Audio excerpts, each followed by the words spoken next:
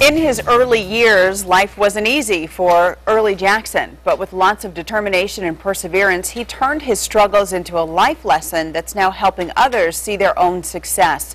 Ariane Aramburo has the story of how he's now motivating and inspiring other people on this week's I Am Hampton Roads. Like many things in life, I got into coaching and transition specialist through my own troubles and some things that had gone on in my life. And it was out of some pain that I found some passion. And I learned that, you know what, assisting others and empowering others was a great way to not only give back to the community, but to empower myself and really get my head straight and get myself going in the right direction. Often when someone brings me in, they're bringing me in with an agenda set up already. I love the times when they come in and say, you know what, freestyle, just come in and empower us, because then I can kind of take some of my personal experiences, some of the things that have happened in my life, and really lay them out for people. I think people learn best when their story is attached to principles. I've messed up. I love to tell audiences that there's life after failure. Like everyone else, I've tried a lot of different things and I've failed at a lot of things. And I think that it's through our failures and our pains that they actually prepare us for the success that we should have. One of my favorite quotes is Thomas Edison when he said, "I haven't failed 10,000 times. I've just learned 10,000 ways that don't work for me." I've learned that there's a lot of resilience in every one of us. We tend to travel the road less traveled because it's easiest.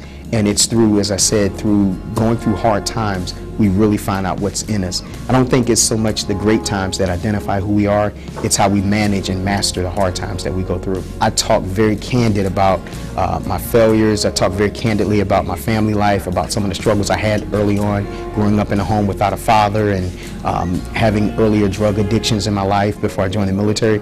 So I'm very open about those things, because when you've risen above it and you can walk in a great next level kind of chapter of your life, there's nothing to be ashamed of. You know, you want to just lay it all out and say, hey, no matter where you've been, from the top of the mountain to the valley, there is hope and there's a way out. It wasn't something I just decided on one day. It was a series of events that reminded me that I was greater than the sum total of my challenges.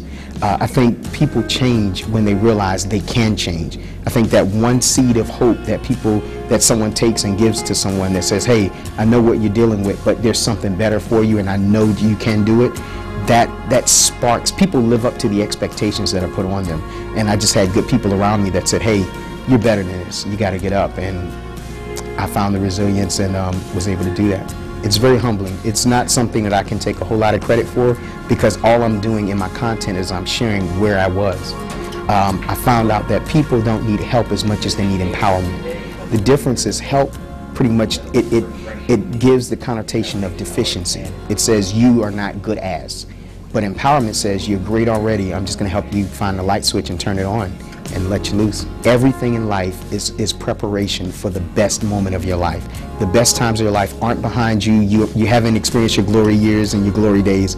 They're in front of you. And if you use this opportunity to get ready, you'll be in the place that can actually, you can embrace that greatness and walk in it. My biggest goal is to develop centers that have somewhat of an incubator type of opportunity for people to come in to not only get positive words, but to get the hard skills that they need to be successful. So I want to establish centers that give the resume writing opportunities, that give mock interviews, that help people acquire GEDs and other skills that they need to be successful in life. Because it's one thing to want to be successful, it's another thing to have the tools to be successful.